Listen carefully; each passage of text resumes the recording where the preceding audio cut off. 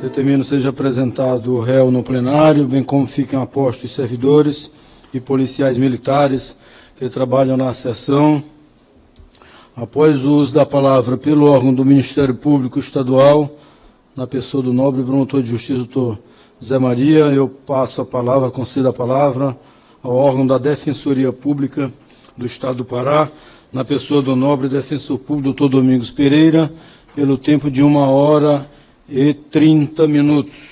Doutor Domingos, são precisamente 13h33. A palavra está à disposição de Vossa Excelência.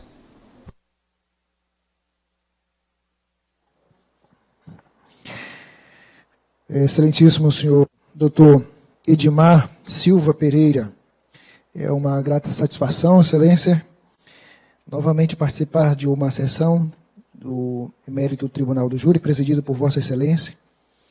Uma satisfação também poder estar acompanhando Vossa Excelência no dia a dia, lá nas audiências, e o senhor faz um ambiente salutar, saudável, né?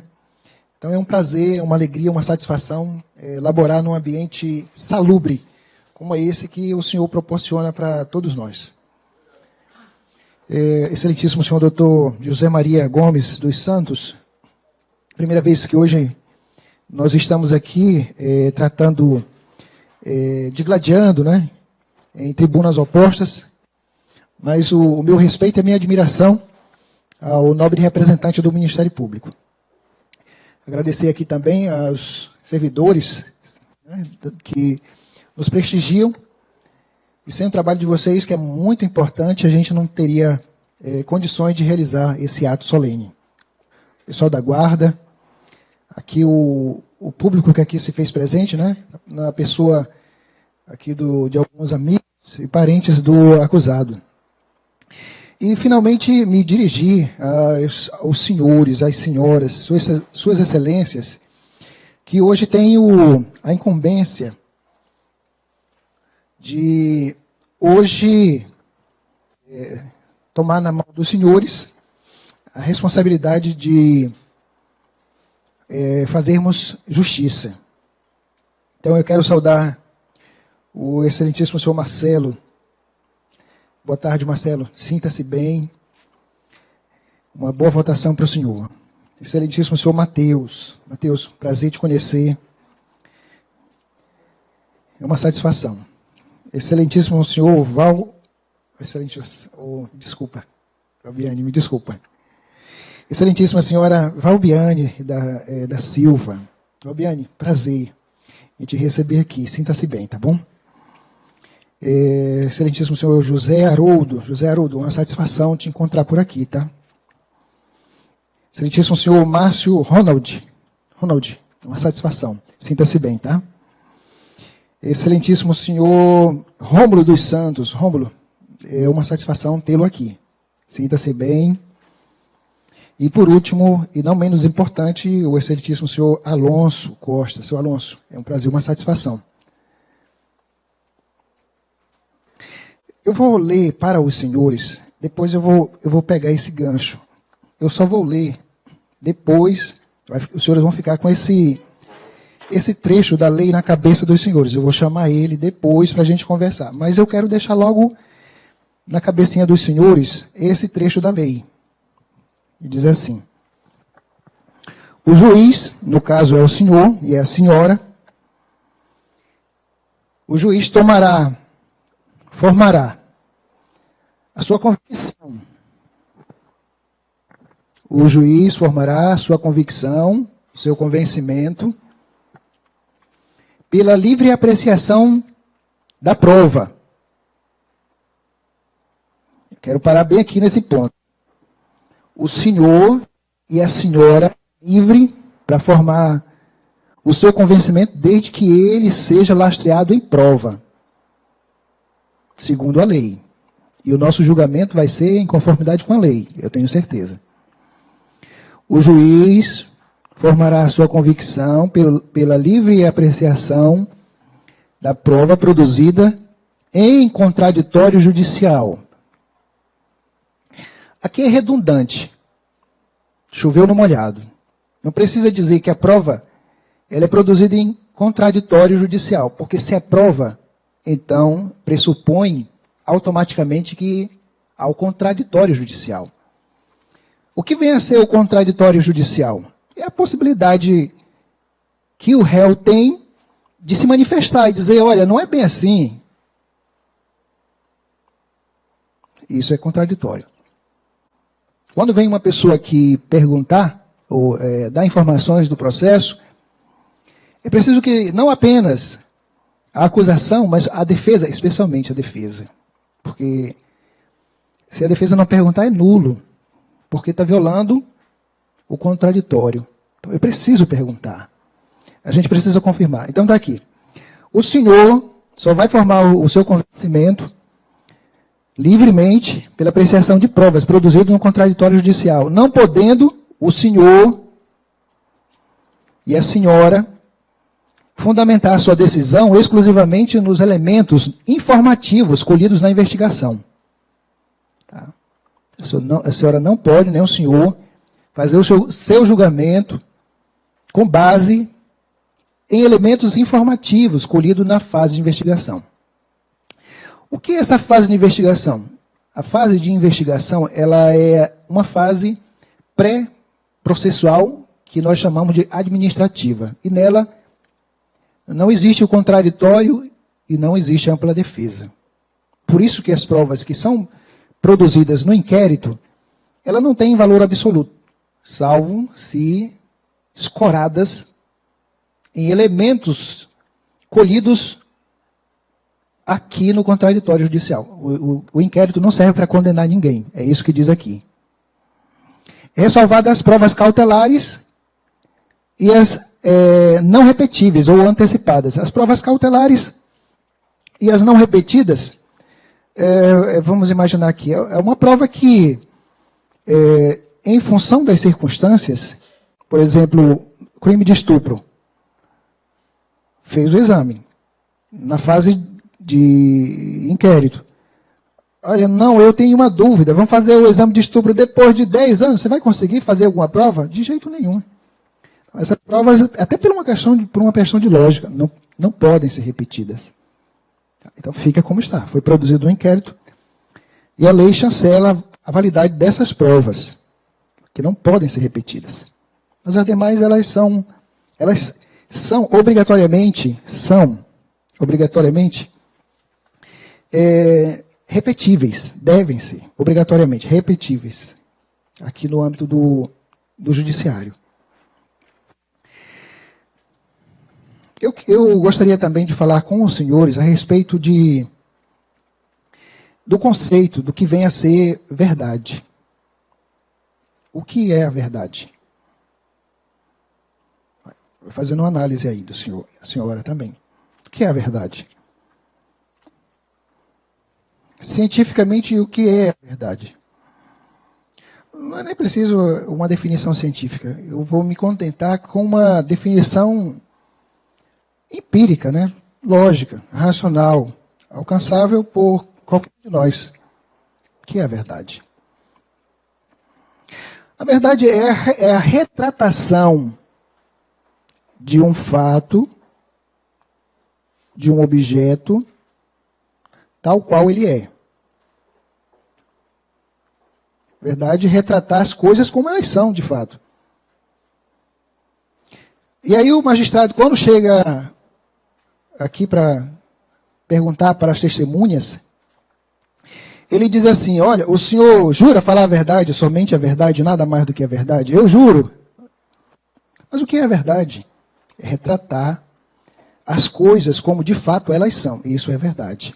Vamos imaginar, eu tirei uma foto aqui desse cenário. No cenário tem 3 pessoas, tem 5 cadeiras, tem 2 telas. E se eu mostrar uma foto para o meu filho, dizer, olha filho, está aqui uma foto lá da sessão do júri. Está aqui. 3 cadeiras, 5 cadeiras. Tinha 3 pessoas lá sentado. Aí isso aqui é verdade. Eu estou retratando a realidade tal qual ela é. Mas eu posso meter um Photoshop nessa nessa minha foto. Até porque aí, de repente, aparece uma pessoa lá do sexo feminino e aí a minha mulher vai olhar. Aí eu digo, não, eu vou tirar a doutora Lúcia dessa foto. Vou meter um Photoshop aqui e vou tirar ela da foto. Vai dar problema com a minha mulher. Essa foto não retrata a verdade. Por quê? Ela suprimiu, ela alterou, excluiu, eliminou um fato verdadeiro. A presença da doutora Lúcia nessa foto. Então, a gente não pode errar por omissão. Por isso que quando as pessoas vêm aqui dizer alguma coisa, ele não pode omitir a verdade. Calar a verdade, porque já está incorrendo no crime de falso testemunho. Era daquele jeito, mas ele calou. Ele deu uma mensagem, mas não passou toda a mensagem. Ele omitiu pontos importantes que com certeza iriam influenciar no julgamento do senhor e da senhora. É a primeira forma de mentira. É a supressão da realidade. A segunda forma de mentira, de não verdade, eu tiro a foto aqui, 5 cadeiras, aí mas estão vazias as cadeiras, salvo a de número 2. Aí eu vou e tiro uma foto do magistrado e coloco lá, na minha foto, para que a minha mulher reconheça quem é o magistrado. Eu estou suprimindo a verdade. É mentirosa essa minha foto, porque o magistrado não tá sentado aí. Então, quando eu altero e acrescento, eu também estou mentindo. Perdi o compromisso com a verdade. Eu não posso, enquanto julgador, me assenhorear apenas de fatos ilusórios e que vão de acordo com o vento da preferência daquela pessoa que vem aqui depor. Não posso, porque eu vou fazer um julgamento injusto. É certo que vai ser injusto. Por quê? Ele não foi lastreado na verdade. Se o senhor não tem a verdade, o senhor vai fazer o julgamento injusto. Mas se o senhor tem a verdade, o seu julgamento vai ser justo. E a gente vai perceber que não tem provas, o processo não tem provas, e aí os elementos de informação que nele tem estão viciados pela mentira, pela falsidade, escondendo-se a verdade para que os senhores não tenham total domínio dos fatos. Aí o julgamento dos senhores vai ser um julgamento injusto. E para evitar um julgamento injusto, o senhor vai ter que agir de conformidade com a lei. O que diz a lei? Se porventura eu estou na dúvida, é melhor absolver o culpado do que punir o inocente. É assim que diz a lei. Na dúvida, absolve. Mas se o senhor tem convicção de que os autos retratam a verdade, aí já é com o senhor, a sua consciência, e se o senhor teme a Deus, o seu problema é com Deus.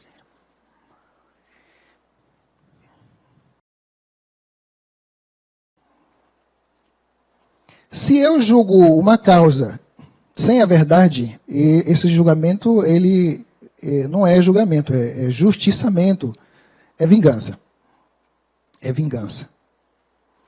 Vingar é julgar a pessoa errada, julgar a pessoa que está julgando é errado. Se eu for julgado por um tribunal de exceção do crime organizado, o Comando Vermelho me matar, isso é vingança. O Comando Vermelho não tem atribuições para me julgar. Vingança. Se me derem uma pena maior do que o que determina a lei, é vingança. Porque não está em harmonia com os princípios legais. Não está dentro da lei. Vingança. Desobedecer a lei é vingança, não é justiça. Então, a gente precisa de muita cautela na hora de fazer uma avaliação para que a gente não incorra em vingança, mas em justiça, apenas justiça. O processo ele vai nos oferecer 3 possibilidades. 3. Das 3 possibilidades, 2 favorecem a pessoa que está sendo acusada. Quais são as 3 possibilidades? Primeira possibilidade. As provas são robustas, fortes, rígidas. E com suporte nas provas, veja só, estou usando a palavra provas. Eu não estou usando a palavra elemento de informação, como tem lá no artigo 155 do Código de Processo Penal. Estou falando provas. Bom, se as provas forem robustas, induvidosas, sérias, graves, nesse caso, o senhor deve condenar. Normal, pode condenar, não tem problema nenhum não. Essa é a primeira vertente que os autos podem nos oferecer, que é a vertente da condenação. Mas eu disse para o senhor que são 3, então está faltando 2. E de fato, a primeira é, as provas são fortes, condenação. A segunda é, as provas são medianas. Eu fiquei na dúvida. Se a prova é mediana, o senhor ficou na dúvida, o senhor vai fazer justiça e vai absolver. A prova é mediana, fiquei na dúvida. Se é mediana, e o senhor e a senhora ficou na dúvida, o senhor vai absolver, a senhora vai absolver. E a terceira hipótese? A terceira hipótese é, as provas são raquíticas, frágeis. Não dá para condenar. Sinto muito, mas infelizmente, um vexame essas provas. Não tem prova, só tem indícios. E os indícios que tem, eles são colidentes, eles são conflitantes, e com base neles não se pode condenar ninguém. Veja só, se a prova é forte, condena. É média, absolve. É fraca, absolve. 3 possibilidades. Dessas 3, 2 favorecem quem está sendo acusado, e não poderia ser diferente, para evitar que o senhor faça a injustiça. A senhora faça a injustiça, né? Então, a gente precisa pegar provas. E prova, como já foi lido, né? Qualquer tipo de elemento de convicção submetido ao contraditório judicial.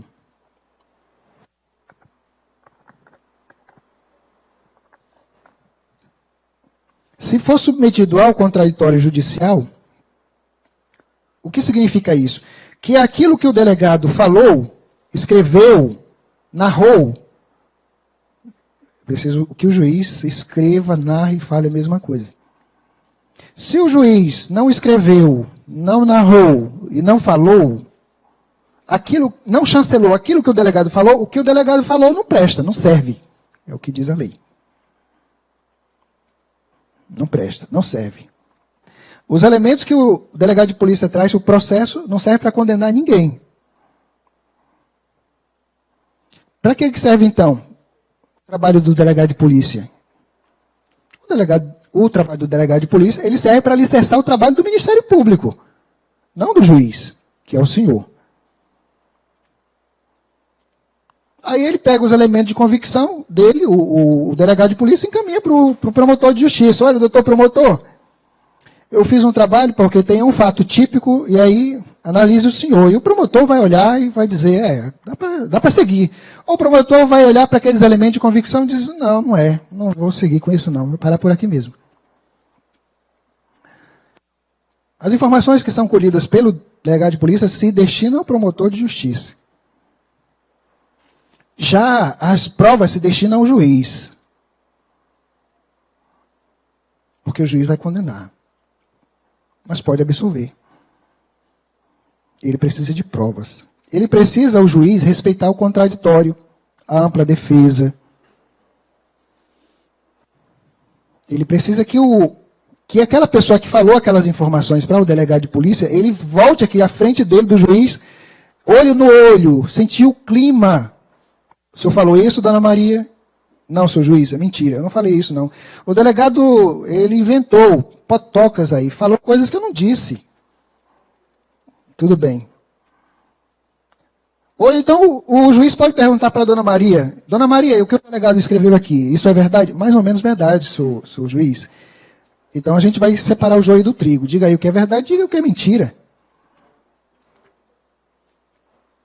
Mas também pode ser que a dona Maria diga assim, doutor, tudo que o delegado escreveu aí é verdade, 100%. Não tenho nada a retificar. Mas ainda assim, dona Maria, eu quero ouvir da sua boca. Diga aí. E a dona Maria vai ter que reproduzir tudo aquilo que o delegado falou. Por quê? Precisa ser repetida essa prova, esse elemento precisa ser repetido durante diante do juiz, diante do julgador. No caso aqui são os senhores, os julgadores. Se não fizer isso, então nós não temos prova e muito menos condenação.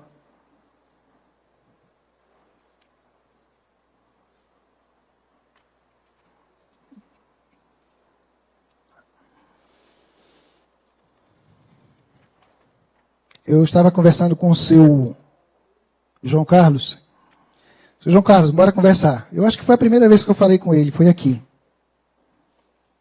Eu acho que foi a primeira vez.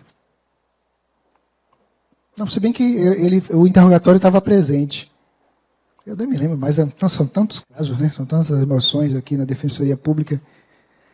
Eu devo ter falado com ele com certeza. Aí hoje eu resolvi falar novamente, seu João, olha, eu tenho 2 teses. Eu acho que uma delas é mais fácil. O que o senhor acha? Não vou assumir um crime que não seja meu.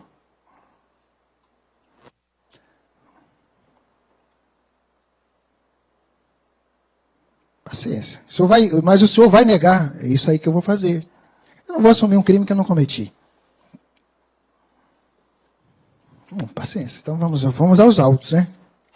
Então, vamos trabalhar agora com base nos elementos de informação. Os elementos de informação, eles não passaram pelo crivo do contraditório, salvo o depoimento do seu Jean e o depoimento do seu, parece que Gilson, essas 2 pessoas.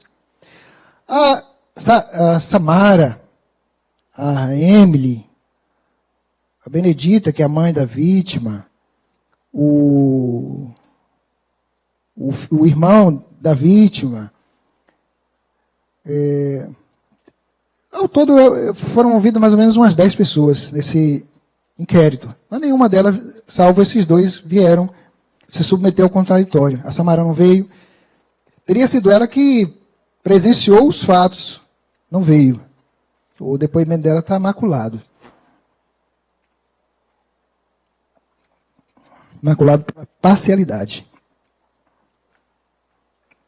Porque não se submeteu ao contraditório constitucional. O depoimento dela não é rígido. Não é forte o suficiente para determinar uma condenação. Por quê? Porque o depoimento dela não foi trazido para ser contraditado. Dona Samara, a senhora falou isso? Não, eu não falei. Eu falei mais ou menos isso, mas não foi bem isso que eu falei. Ou ela pode dizer, foi totalmente isso que eu falei. Mas ela não veio.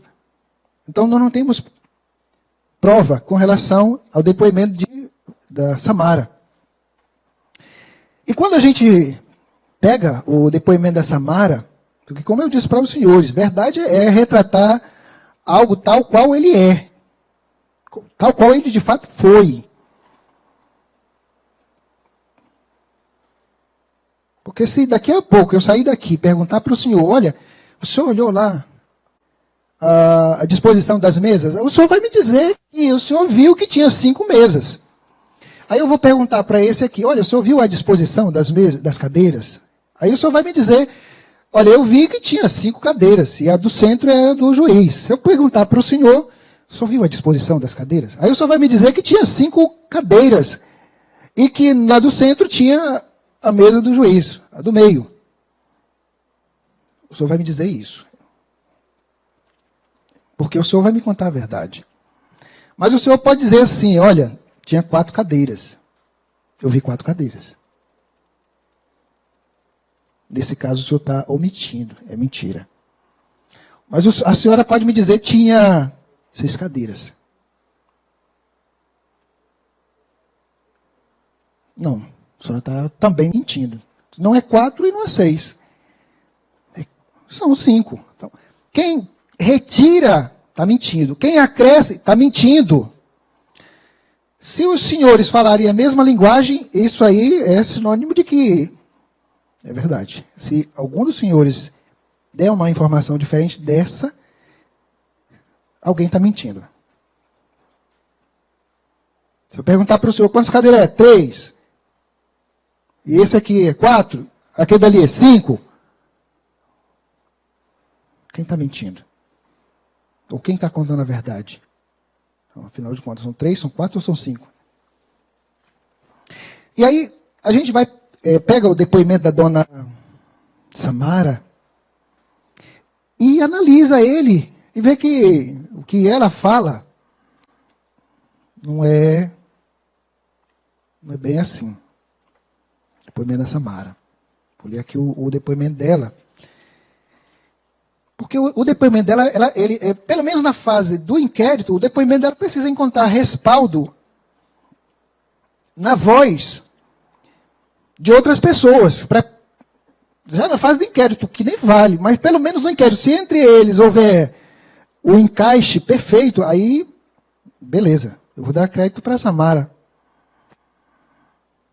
Apesar de não valer, mas pelo menos eu acho que é verdadeiro o depoimento dela. Eu acho. Eu não tenho certeza. Mas o que ela disse, o Manuel falou, exatamente como ela disse. Mas o que a Samara disse são detalhes. E esses são importantes. O que a Samara fala, os outros não confirmam.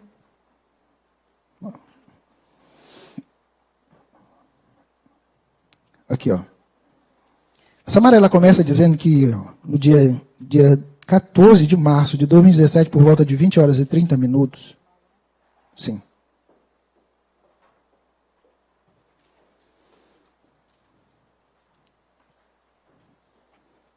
Diz aqui. Vamos ver. Que o declarante conhecia o nacional Emerson, a vítima, né? Isso. Por favor, sintam-se à vontade. Que o declarante conhecia o nacional Emerson Daniel. Que o declarante conhecia Emerson apenas de vista. Não tinha intimidade com Emerson, a vítima. Não tinha tanta intimidade com o mesmo. Que Emerson, Daniel Lobo, é mais conhecido pela alcunha de Bibico. Que Emerson, Daniel Sanches Lobo foi morto na data de 14 de março de 2017, por volta das 20 horas e 30 minutos. Essa informação, ela teria, ela mesma participado desses fatos. E diz que começou mais ou menos lá pelas 20 horas, 20 e 30. Já a nossa amiga, qual é o nome dela? Emily, que teria estado por lá, ela já começa contando essa história a partir das 18h30.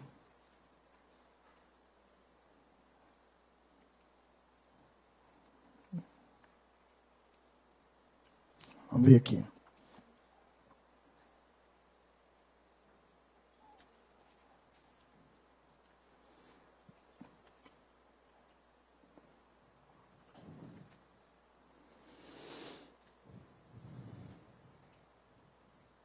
Que por volta das 21, elas começaram a fumar maconha, diz ela aqui. Peraí, já que eu vou achar aqui para os senhores.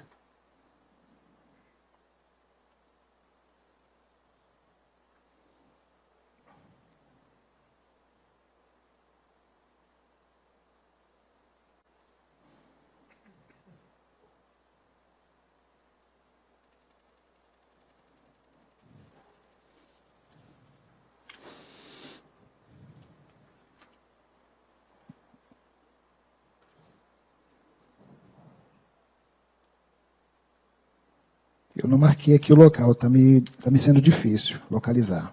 Mas eu volto para cá com esse detalhe. Calma aí. Vamos adiante.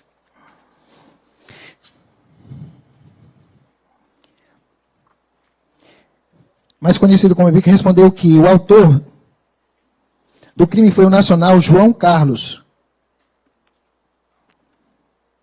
Que foi João Carlos quem efetuou o disparo de arma de fogo que matou Emerson. Que o declarante afirma que na data do dia 14 de março, por volta das 18h30, não, foi ela mesma, está aqui, 18h30 que começou as coisas, tá certo. O nacional João acusado, estava na frente da sua casa, da declarante, a casa de Samara. O João estava na frente da casa da Samara. Que a nacional Gleide Emily Costa Moraes também estava na frente da casa da declarante, que fica próximo da mata do CEP. Que a declarante estava fazendo uso de maconha, junto com João Carlos e Emily. Ela fala aqui do uso de maconha pelos três. A Emily, a Samara e o João estavam usando maconha 18 horas e 30 minutos.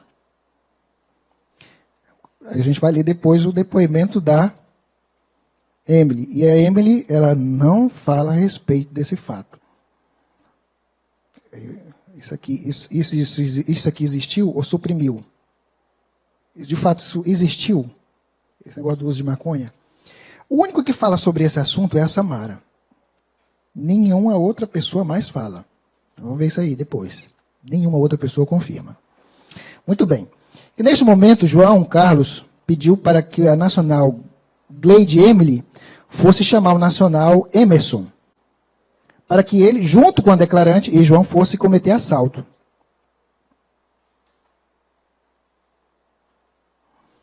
O que ela disse aqui a Samara? Que o João deu um comando para a Emily, dizendo assim, olha, vai chamar o Bibico para a gente cometer um assalto. A gente vai ver isso daqui a pouco. Quando a Emily fala sobre esse assunto, ela disse, olha, o João, eu não sei para que, ele mandou chamar o Bibico, mas eu não sei porque, eu não faço a menor ideia. A gente vai ver o depoimento da Emily. Aqui, o que ela diz? Que o João pediu para a Emily, Gleide Emily, fosse chamar o Emerson, para que junto com a declarante e João fossem cometer um assalto. Deixou explícito. Olha, vai lá, chama ele, a gente vai cometer um assalto. Quando a gente vai ler o depoimento da Emily, essa informação também não tem. Duas informações foram suprimidas. A única vez que aparece é aqui. Por que a Emily não fala isso? Vamos ler daqui a pouco. Mais adiante ela diz assim, a Samara, que em seguida, João Carlos e Emerson Daniel entraram andando dentro da mata do CEP. Essa informação que a Samara apresenta, ela é desmentida pelo irmão da vítima. A gente vai ler também. Vai anotando aí. Anotando. Olha. Que João e Emerson entraram andando na mata. A Samara diz, olha, eu vi o João, eu vi o Emerson, quando ambos, os dois, entraram na mata. Aí a gente vai ver o depoimento do irmão da vítima, e ele diz o seguinte, olha, que eu vi, a gente vai já ver. Eu vi o meu irmão entrando sozinho dentro da mata do CEP. Eu acompanhei o meu irmão. E na hora que ele entrou na mata, eu voltei e fui para um bar. Já que a gente vai ver.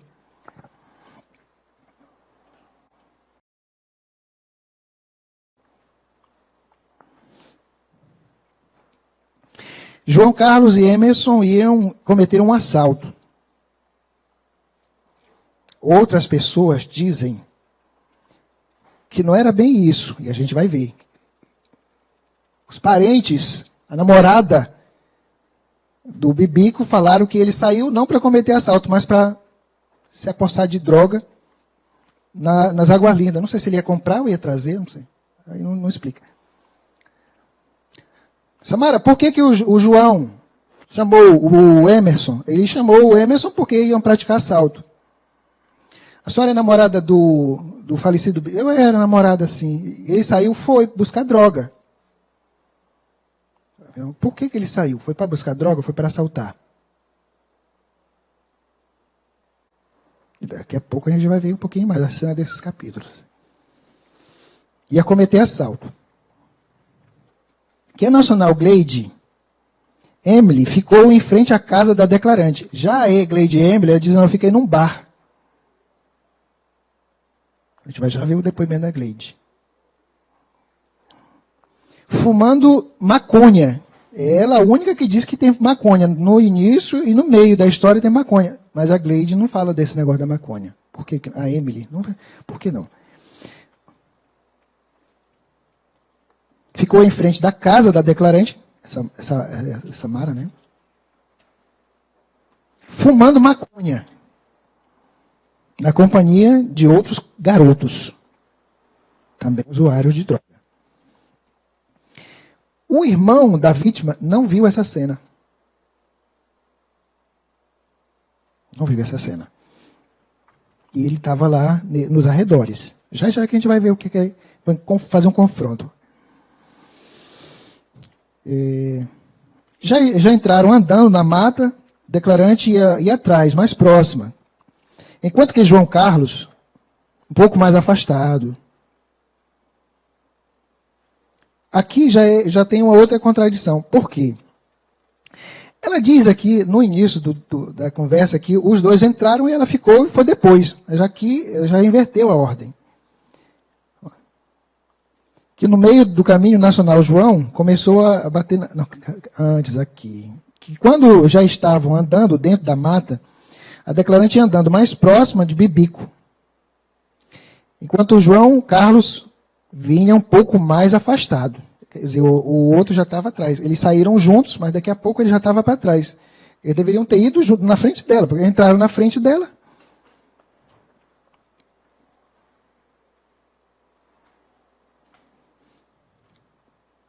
Que no meio do caminho, o nacional João Carlos bateu a arma na mão dele, pois o revólver estava travado. E de repente a arma acabou disparando para o chão. Primeiro disparo.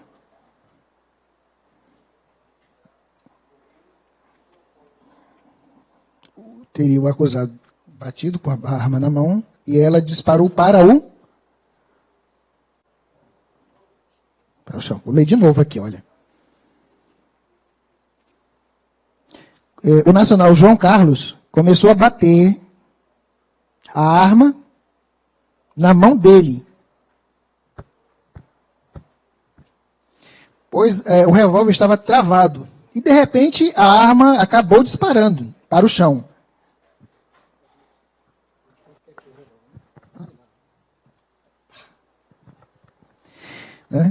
Então aí, estava travado, de repente a arma disparou uma vez.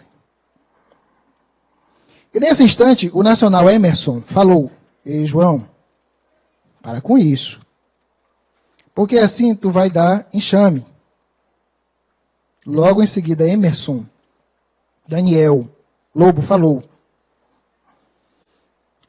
João Carlos, que logo depois que Emerson, Daniel falou, João Carlos, sem falar nada, apontou a arma para a cabeça de Emerson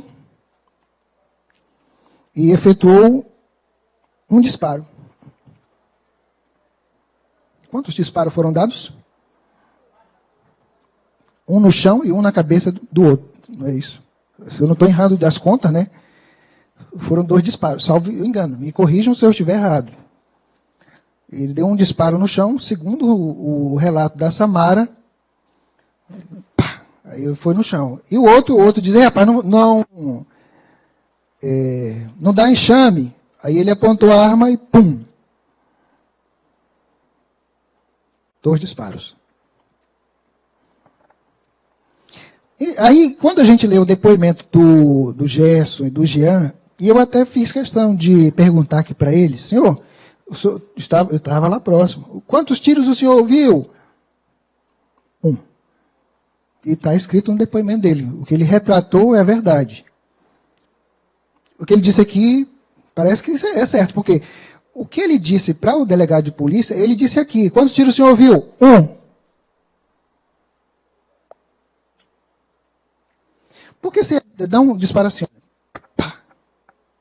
Ei, Bibico, ei, João, você vai dar enxame. Nesse diálogo, eu acho que dá para ter pelo menos uns 10 segundos entre o disparo aqui, pá, e não dá enxame, e pá, uma distância de tempo entre o primeiro e o segundo, pelo menos de 10 segundos. Entre o primeiro e o segundo tiro, eu calculo que 10 segundos. Pá. Não dá enxame. Pá.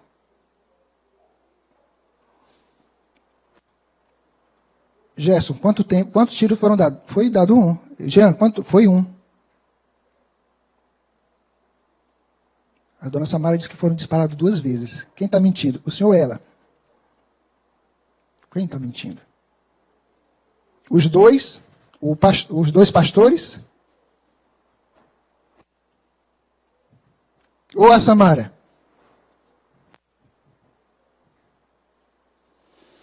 Porque se foi de fato apenas um tiro que foi dado, então essa história de que ele bateu com a arma na mão é mentirosa também. Porque foi o batendo com a arma na mão, que a arma estava travada, que ocasionou o primeiro disparo. Essa história é mentirosa, porque de fato ela não aconteceu, já que as testemunhas disseram que ouviram 2 tiros. Não, eles ouviram 1. Então, essa história, não existiu. Ela é mentirosa.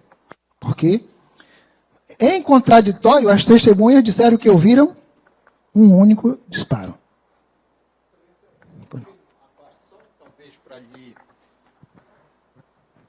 Para chamar, não diria nem para chamar a sua atenção, mas para lhe informar que quem disse um disparo foi o pastor Breno. O pastor Michel, Jean, que veio aqui, ele não falou isso. Então, então leia lá para a gente não perder o viés da... Eu vou ler. Perfeito, eu vou ler. O depoimento de ambos, eu vou ler. Não, a gente vai. Além do que, foi até passado aqui o depoimento dele, e eu também fiquei concatenado, porque eu já peguei isso aqui em casa. Foram 2 disparos ou foi só 1? Aí fui lá com o Gerson, 1. Aí fui lá, ouvi o depoimento não, é só 1. Aí isso isso me chamou a atenção. Eu vou ler, Excelência, com certeza. Por isso que eu perguntei para ele aqui. O senhor ouviu quantos? Eu ouvi 1 disparo. Eu até apontou o dedinho assim. Vocês viram, né? Apontou o dedinhozinho dele assim.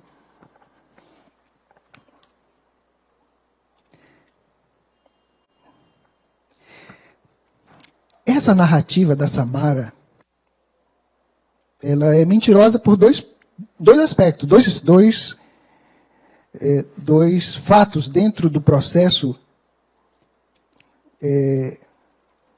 dão a entender que essa narrativa é mentirosa. Ela não guarnece a verdade, por 2 motivos. Primeiro, porque as testemunhas disseram que ouviram apenas um disparo. Segundo, porque o depoimento dela não está em harmonia com o laudo pericial. O depoimento da Samara não está em harmonia com o laudo pericial.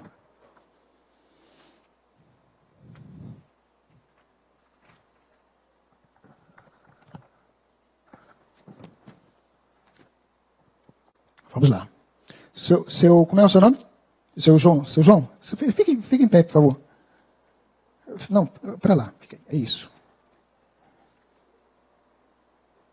Eu tenho mais ou menos 1,70 m. Mais ou menos. Quase 1,70 m. Então, levante a sua cabeça. Ele tem mais ou menos a minha estatura, não é? É isso? Mais alto um pouco? Mais ou menos a minha estatura, não é? centímetros. Então ele deve ter o quê? Eu tenho mais ou menos 1,70 m, ele deve ter 1,73 m, não é isso? E quando a gente vai aqui para o laudo pericial, tem uma informação muito importante, que confronta com o depoimento da Samara. São duas informações importantes. Primeiro, o seu Bibico, o Emerson, segundo o laudo, ele tem 1,80 m, 1,79 m, 1,80 m, né? Ele deve ser 10 centímetros mais alto do que eu. Mais ou menos isso aqui, né? Mais alto do que eu. Algum dos senhores tem 1,80 m? Levante aí, por favor. Tá. Olha só. Eu tenho 1,70 m. E ele tem 1,80 m. Dá para ver que tem diferença entre nós dois. Pela narrativa da dona Samara, por favor, fique em pé. Me ajude. Pela narrativa da dona Samara, aconteceu assim. Ó. Ele bateu a arma na mão. A arma na mão. Pá. E ele vem e diz assim, olha, não dá enxame. Aí ele pega a arma e mira e atira. Pum. Perfeito? Deu pra entender? Olha só. Prestem atenção. Faz de conta que essa caneta aqui é uma seta. Uma flecha. Qual é a direção que vai penetrar a bala na cabeça da vítima? Vê, eu sou quase do tamanho dele. Se eu der um tiro e deu na têmpora dele, foi mais ou menos aqui. A tendência é que o tiro saia para cima. Deu na têmpora, o tiro vai nessa direção. Por favor, muito obrigado. Mas o que diz o laudo? O tiro, ele deveria ser, se eles estavam numa conversa, o tiro deveria ser o seguinte, nessa direção, para cima, porque ele atingiu as têmporas. Vamos ver, o que diz aqui? Olha.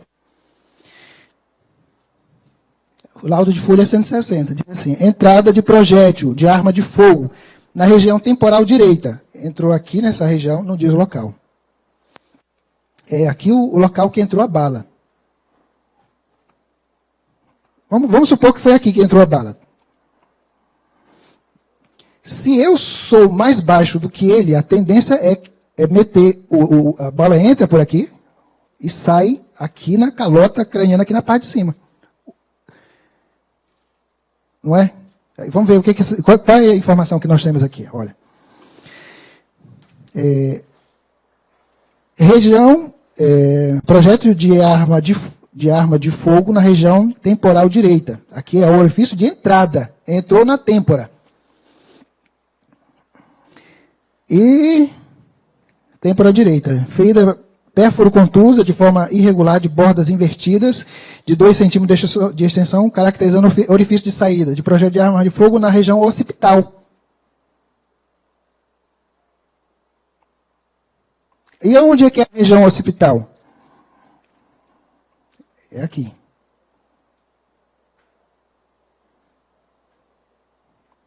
Se eu dou um tiro aqui, a tendência é subir. Mas atingiu esse osso aqui, ó.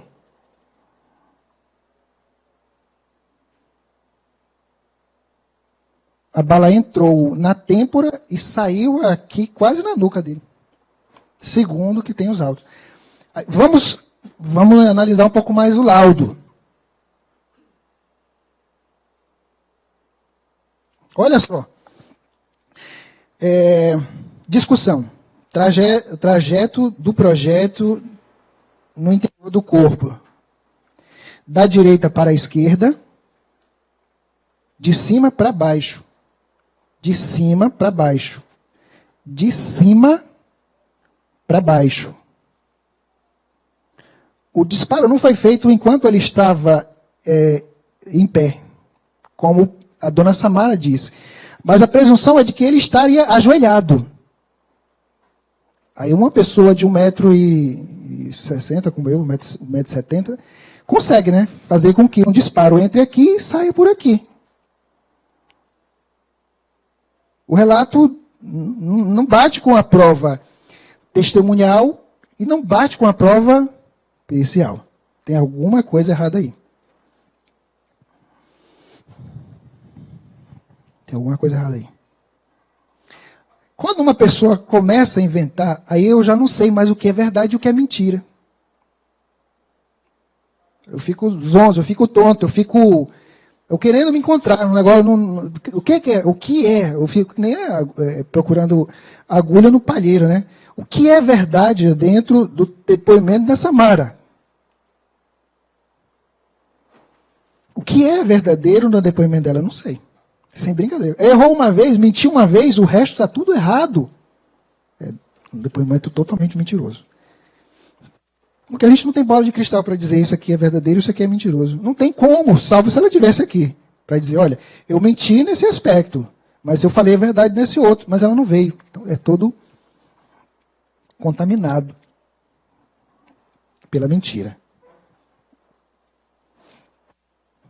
E a gente vai continuar lendo o inquérito e perceber como realmente, de fato, não se escora, não se sustenta o depoimento da Samara. Olha lá.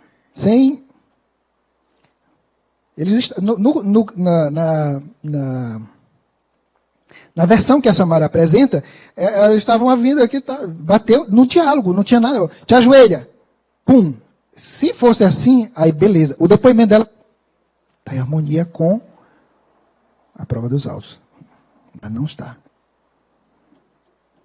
O que é verdadeiro no depoimento dessa mulher? Eu não sei. Não dá para aproveitar mais nada. Mentiu uma vez, o resto a gente fica na dúvida. O que está verdadeiro nisso? Sem falar nada, apontou a arma para a cabeça de Emerson e efetuou um disparo que atingiu a cabeça de Bibico, que caiu no chão. No depoimento dela, ele estava em pé. Fisicamente é improvável, para não dizer que é impossível. Improvável.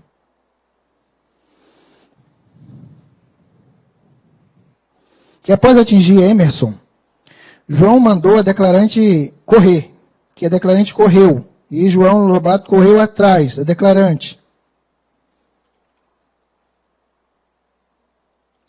Aí a gente vai pegar o depoimento, daqui a pouco a gente vai pegar o depoimento da Samara, não, da Emily.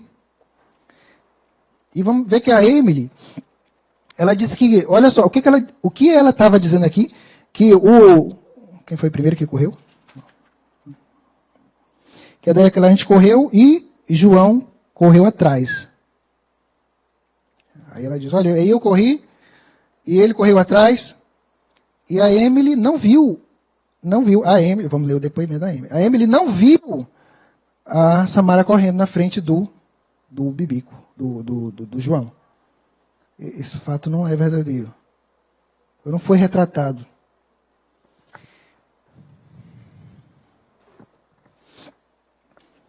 Que após falar para sua mãe, Samara dizendo ainda aqui, ó, que após falar com a sua mãe, a Samara está dizendo, a declarante foi até a casa do seu cunhado, o Breno, que veio depor. Foi o Breno, né? Breno. Foi? Ah, tá. Então, assim, ela falou que contou para o Breno.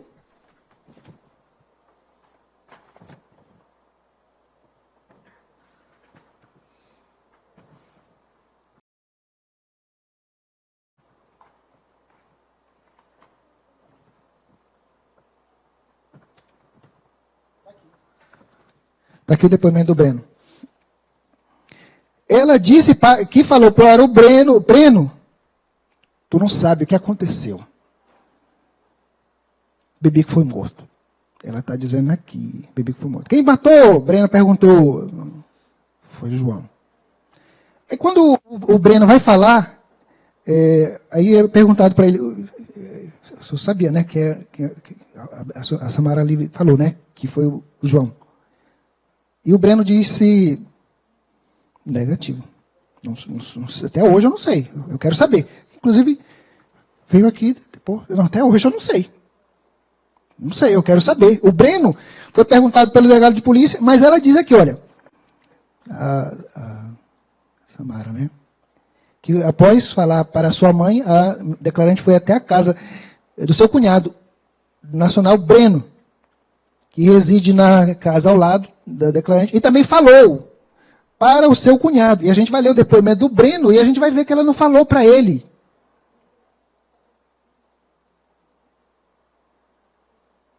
Breno, ela falou mentira dela.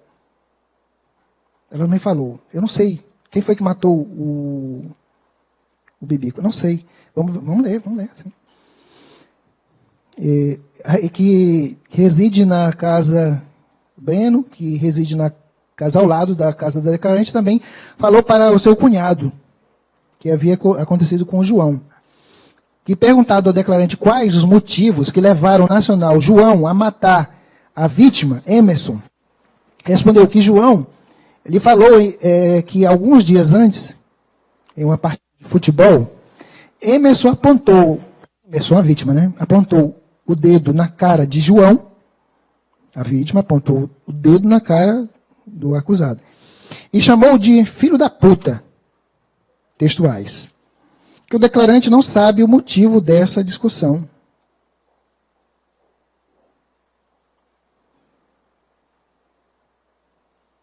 Eu acho que é muito pouco, né, para dizer, para justificar a morte de uma pessoa. O outro botou o dedo e chamou ele de filho da puta. Então vai morrer, porque ele me chamou de filho da puta. Não é pouco motivo? Não justifica. O motivo que ela encontrou para justificar o assassinato, ele é inconsistente e isolado, porque não tem nenhuma outra informação no processo para confirmar que de fato foi isso que aconteceu. Olha só, aí aqui o depoimento da Gleide Emily, olha só, as folhas 14 do auto. Que no dia do crime, por volta das 20 horas, o declarante estava junto com o nacional João Carlos, filho da Neneca.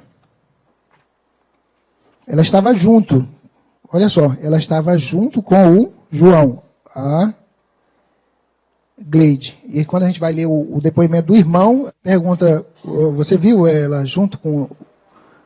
Você viu a Gleide Emily junto com o João? Mentira dela. Vamos já ver aqui. Por parte. Que João Carlos não queria ir até a frente da casa de Emerson, porque a mãe de Emerson estava olhando de cara séria para ele. No depoimento da Gleide Emily, o João ele teria ido na casa do Bibico, aí a mãe dele olhou para ele com a cara feia. Aí ele saiu de lá e não voltou. E aí teria pedido para ela ir até lá na casa da...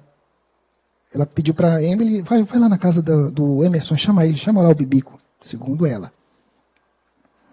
Que ele teria ido lá. Mas a mãe do falecido, ela não conta essa história de que o João foi lá na casa dela, chamar o filho dela. Não aparece no relato da mãe.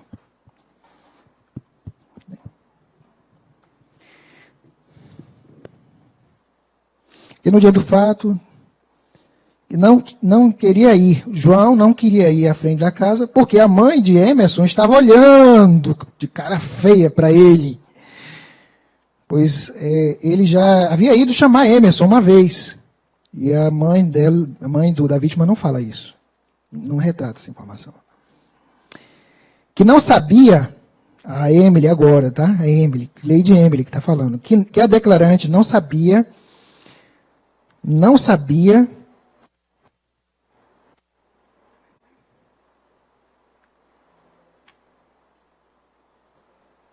sabia que João Carlos queria com Emerson.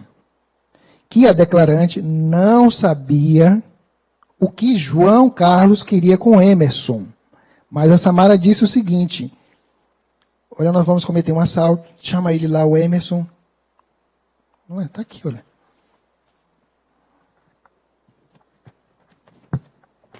Fosse chamar o nacional fosse chamar o nacional Emerson, para que ele, junto com a declarante e o João, fosse cometer um assalto. Emily, vai chamar lá o Emerson, o Bibico, para a gente cometer um assalto. Mas aqui ela já diz, olha, não, eu não sei por que foi, eu fui lá chamar. Porque a mãe dele, ele foi lá uma vez com a mãe, e na segunda vez nessa vez a mãe dele olhou com a cara feia e ele não foi mais.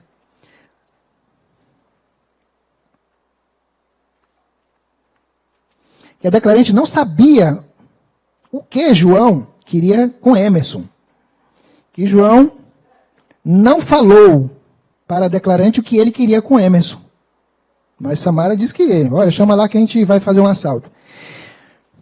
Que a declarante chamou Emerson, e o mesmo disse para a declarante falar para João, que depois, veja aqui, fala para o João que depois eu vou falar com ele.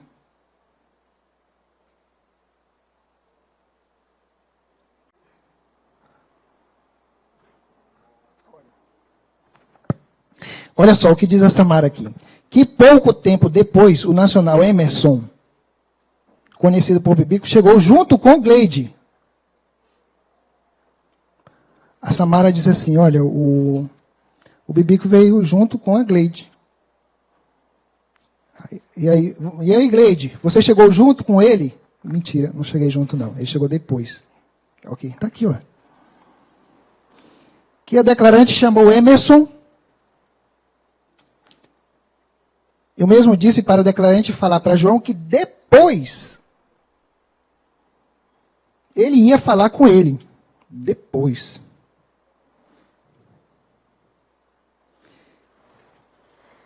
João Carlos. Que a declarante foi para a invasão do CEP e ficou sentada perto de um pequeno lanche. Mas não fala aqui nada de maconha, que ela ficou lá fumando maconha com as pessoas. Ela disse que foi para um lanche. Fumar maconha no lanche? Não sei. Totalmente diferente. O que disse a Samara. O que a Samara disse? Que ela ficou na frente da casa dela fumando maconha com a garotada. E essa daqui. Eu fui lá, chamei, ele ficou lá, veio depois. Depois ele disse que viria e eu fiquei na frente de um pequeno lanche. Mas omite aqui a questão da maconha, se ela estava fumando ou não. Que haviam outras pessoas que estavam próximas à declarante, porém a declarante não sabe informar o nome. Que poucos minutos depois, Emerson chegou. Poucos minutos depois, Emerson chegou. E a Samara, o que ela disse? A Samara disse que Emily veio na companhia do Emerson. Onde é que está a verdade nisso aqui? Oh, meu pai amado. Onde é que está a verdade? Onde é que é? É a Emily que está falando a verdade? Qual das duas fotos da realidade expressam a verdade no que foi dito aqui em relação a esses fatos? Foi o que a Emily falou? Ou foi o que a Samara falou? Ou nenhuma das duas falou a verdade? Eu estou na dúvida. Uma conta uma história e outra conta uma outra. Diferente. Eu fiquei na dúvida. Que pouco tempo depois Emerson chegou aonde a declarante estava. A declarante saiu, a Emily, para comprar cigarro. Mas segundo a Samara, ela foi fumar maconha. Comprar cigarro junto com o Loirinho, que é o irmão do Bibico. Menor de idade. Que depois Loirinho ficou na casa dele e a declarante foi embora. Que a declarante foi para casa com a sua amiga. Mas na declaração de Samara ela ficou lá fumando maconha. E não para casa, para o bar e para a casa de uma amiga. Não, ficou lá na frente.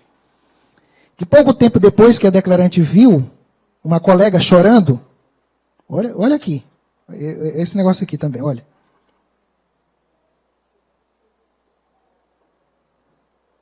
Olha, preste atenção. Que pouco tempo depois, a declarante viu uma colega chorando e disse que Everton tinha sido morto com tiros. como é que essa colega dela tomou conhecimento dos fatos se as pessoas ainda não tinham nem encontrado o corpo?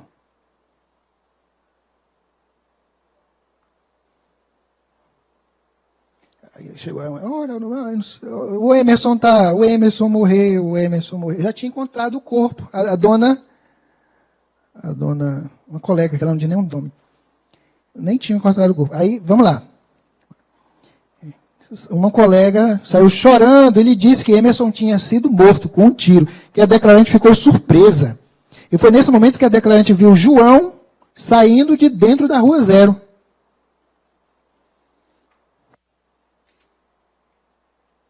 Então, tem alguma coisa errada com esse depoimento. Porque o corpo foi encontrado por volta de 23 horas.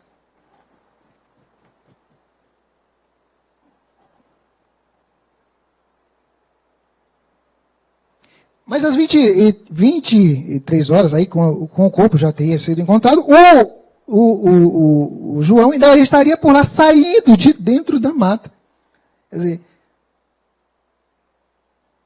não entendi aqui. Realmente isso aqui matou. Pum. Aí saiu correndo a Samara e a outra saiu correndo. Mas o Bibico ainda o João ainda estava lá. Porque eles encontraram o corpo e aí uma amiga dela foi falar para ela e ela ainda conseguiu ver o João correndo aqui. Saiu da mata o João. Que a declarante viu o João Carlos saindo de dentro da Rua Zero. Que João Carlos estava um pouco molhado. Como se estivesse lavado para tirar alguma coisa do seu corpo.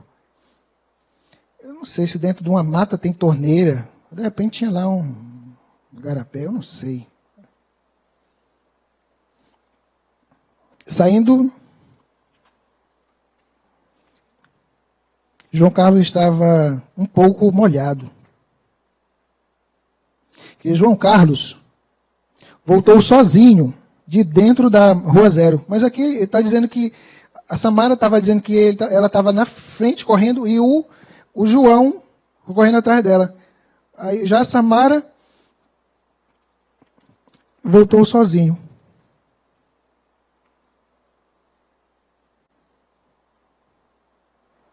Não encaixa aqui, não está dando, tem alguma coisa errada aqui. Que no dia seguinte ao crime, a declarante encontrou, olha, no dia seguinte,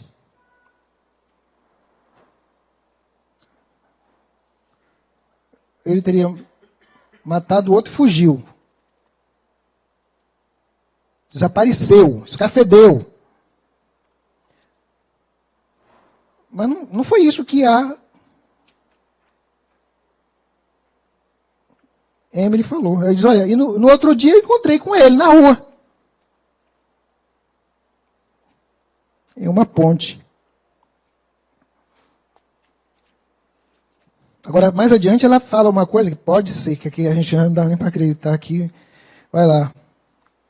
A declarante afirma que a vítima, Emerson, mais conhecido como Bibico, fazia a venda de entorpecentes, traficante. Na ponte, próximo à casa onde ela morava com a sua mãe. Que a mãe de Bibico sabia que ele vendia drogas. Que João é homossexual. Que a declarante não sabe informar o motivo pelo qual João matou o Emerson.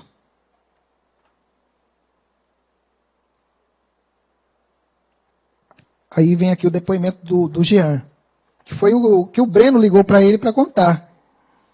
Aí vamos lá, diz assim, um pastor, né? Que o declarante estava deitado em sua casa, já pronto para dormir, quando recebeu uma ligação telefônica do pastor da igreja, Breno. Ele informou que ele, Breno, havia escutado que a da Nacional Glade, que o adolescente Anderson, conhecido como Loiro, irmão de Bibico, estavam conversando. Que Breno ouviu quando Emily e Loiro conversavam e falavam com o Nacional Emerson. E havia saído para cometer um assalto. E Breno lhe falou para o declarante onde seria o assalto. Não comentou. Que Breno também não falou para o declarante se Emerson estava acompanhado de alguém. Que Breno falou para o declarante, na ligação telefônica, que ele havia escutado um disparo de arma de fogo.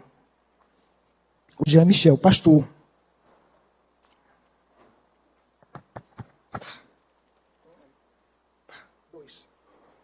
Mas ele aqui, o Jean, e aí, como foi, o Jean? Ele foi contar que ele recebeu uma ligação e que o Breno ouviu o disparo de um único disparo.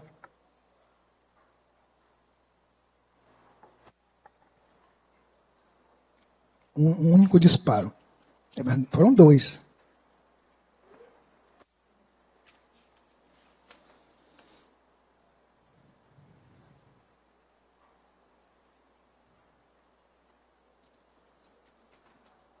Bom, vamos escutar aqui o Breno. O Breno foi o que falou aqui, agora há pouco, né? Hoje é? Então vamos escutar o Breno. Aí o Breno, é esse aqui que a Samara disse que eu falei para ele. Eu contei para minha mãe e contei para ele, que foi o João. Então vamos ver o que o Breno disse. A Samara te contou, Breno? Bora ver o que ele diz aqui. Que na data do fato, às 20h30, 21 horas, o declarante chegou na sua residência, vindo da igreja, quando ouviu uma conversa entre o nacional Emily e Emerson, o nacional Anderson, conhecido pela alcunha de Loiro, e os dois comentavam que Emerson havia saído para roubar. O declarante não ouviu os dois falando quem Emerson havia saído para roubar, com quem. Mais adiante, que aproximadamente 20 minutos após ouvir a conversa de Emily e Louro, esse Loiro aqui é o irmão da vítima, tá? O declarante ouviu um disparo de arma de fogo. Disparo. Um só. É noite. Quando é de noite, 21 horas, sabe? O barulho é menor, né? Dá para ouvir. Pá. E pá. Até porque de noite tem mais umidade. O som ele propaga melhor na umidade. Mas o Breno, ele disse que ouviu apenas... Ele ouviu, o Breno, um disparo. Que perguntado ao declarante se sabe informar quem foi o autor do crime, porque a Samara já tinha falado para ele. Vamos ver o que ele sabe a respeito. Que perguntado ao declarante se sabe informar quem foi o autor do crime, respondeu negativamente. Não sei. E o declarante não sabe quem estava na companhia de Emerson. Mas a Samara disse que contou para ele quem estava na companhia dele. Mas ele mesmo disse que não sabia. Não tenho ideia. Quem estava com Emerson? Faço a menor ideia. Que o declarante não sabe quem estava na companhia de Emerson quando mesmo foi morto. Que o declarante não ouviu comentários. Não ouviu comentários. Veja aí, ó. A Samara disse que falou para ele. Que o declarante não ouviu comentários de quem pode ter sido o autor do crime. Que perguntado ao declarante se sabe informar se Emerson era usuário de droga, respondeu positivamente. Quem dos dois está mentindo? O Emerson ou a Samara? A Samara disse, eu fui, falei para minha mãe, fui e liguei para o Breno. E falei.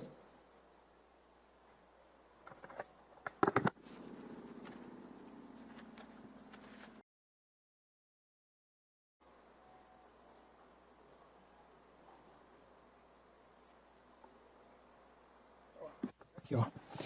Que essa aqui é a Samara. Que após falar para sua mãe, a declarante foi à casa, nem telefonou, ela foi até a casa do seu cunhado, de nome Breno, Cássio Cunha Fonseca, que reside na casa ao lado, na casa do declarante e também falou para o seu cunhado que havia acontecido e que foi João, que havia baleado Nacional, conhecido por Bibico. Aí, Breno, perguntado ao declarante se sabe informar quem foi o autor do crime, respondeu negativamente.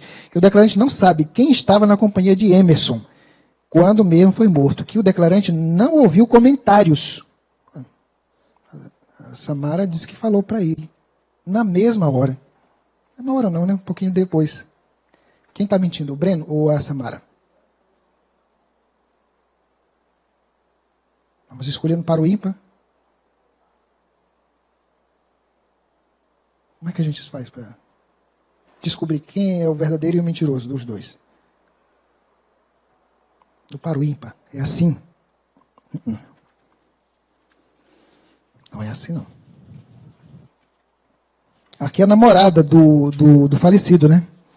Que é a Stephanie Bianca da Rosa Weidmer.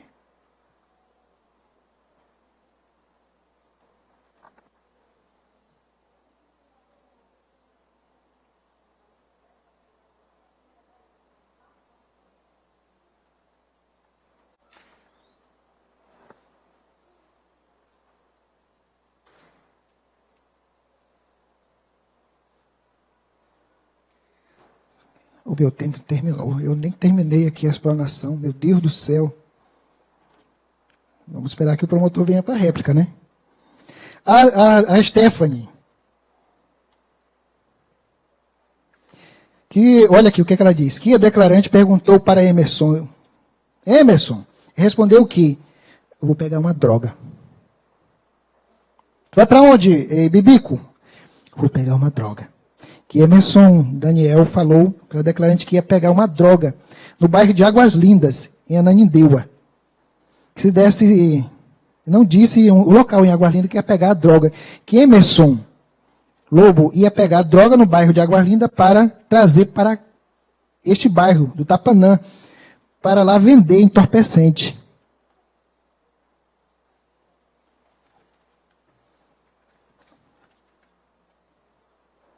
A namorada, dona menina, Stephanie, o nome dela. E aí, por que o Emerson saiu? Olha, o Emerson, ele me disse que ele ia pegar droga lá em Águas Lindas e ia voltar.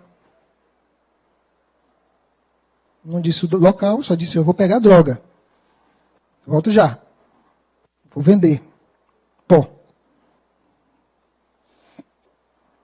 E foi morto. No meio do caminho. 5 minutos. Olha, vou esperar que o promotor venha a réplica para eu terminar aqui a tese, que é muito intrincado, né?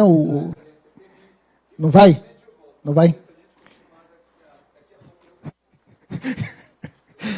Ok, doutor, tudo bem. Vamos lá. Então, eu já vou concluir. Aqui a Bené veio aqui, que é a mãe dele. Ela disse que não sabe. A Bené, a mãe do garoto. Não sei quem foi que matou. E a Samara disse, não, foi o outro. Nem ela sabia, a mãe dele. E o rapaz aqui, o Anderson, não é? Ele diz aqui, olha, que o informante acompanhava o seu irmão. Olha só, olha. O contrário do que falou a Emily. O que ele disse? Que o informante acompanhou o seu irmão até a ponte que dá acesso à mata do CEP. São 3 versões. O irmão da vítima diz, eu fui com ele até lá dentro da mata. A Emily disse, eu fui e ele veio depois, algum tempo depois. E a Samantha, aí vieram os dois juntos. 3 versões para um único fato. Aí a gente pira, né? Porque eu não sei como é que a gente vai fazer uma defesa com tantas versões diferentes para um único fato. Os senhores vão votar.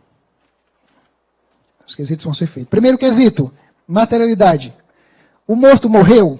O primeiro quesito, os senhores vão dizer morreu. Materialidade, sim. Primeiro voto, sim. O morto morreu? Sim, o morto morreu. Materialidade. Segundo voto, autoria. Está provado que foi o seu João? Está provado? Está provado? Não está provado. Segundo voto, não. Se passar, terceiro voto, o jurado absolve? Tem que absolver. Não dá para aproveitar. Nada. Porque uma mácula de mentira estraga tudo. Um tomate podre dentro de uma cesta de tomate vai estragar tudo. A gente não sabe quem é que está contaminado ou não. Pelo vírus da mentira. Então, eu peço que os senhores analisem com imparcialidade, né? Parcialidade. Melhor fazer um julgamento onde os senhores vão proferir um juízo de valor com base, né, em suposições? Não, de forma nenhuma.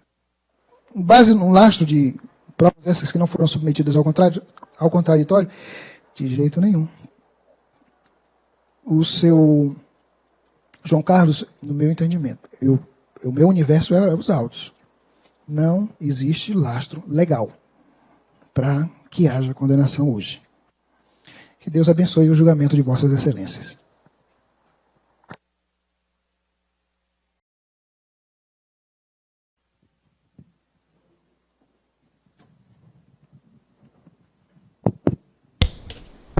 Após a manifestação da defesa, eu consulto o Ministério Público, doutor Zé Maria, se vai usar da faculdade da réplica. Não, excelência, não há necessidade. Considerando a manifestação do nobre promotor de justiça, eu consulto os senhores jurados se estão aptos a julgar ou precisam de mais esclarecimentos. Todos aptos a julgar, passamos então à leitura dos quesitos que serão postos em votação na sala secreta. Apenas 3 quesitos, senhores jurados. Primeiro quesito, materialidade. No dia 14 de março de 2017, por volta de 22 horas, na área da mata do Clube dos Empregados da Petrobras, localizada na rodovia Tapanã, bairro Tapanã, nesta capital, a vítima, Emerson Daniel Sanches Lobo, foi atingida por disparo de arma de fogo. Ele causou lesões descritas no laudo de necrópsia de folha 160 dos autos e interrogação. Jurados responderam. Segundo quesito, autoria. O réu João Carlos Costa Lobato foi autor do crime, que foi vítima. Emerson Daniel Sanches Lobo, interrogação. Jurados responderam. Terceiro quesito. O jurado absolve o réu João Carlos Costa Lobato, interrogação. Jurados responderam. Estes serão os quesitos que serão postos em votação na sala secreta. Não havendo manifestação da acusação, da defesa, nem tampouco do senhor jurado, vai se proceder ao julgamento, pelo que determino seja conduzido o réu ao devido local, bem como seja liberado o plenário do júri, permanecendo no plenário apenas advogados e estudantes de direito. Parentes do réu e da vítima deverão deixar o plenário para a votação dos quesitos.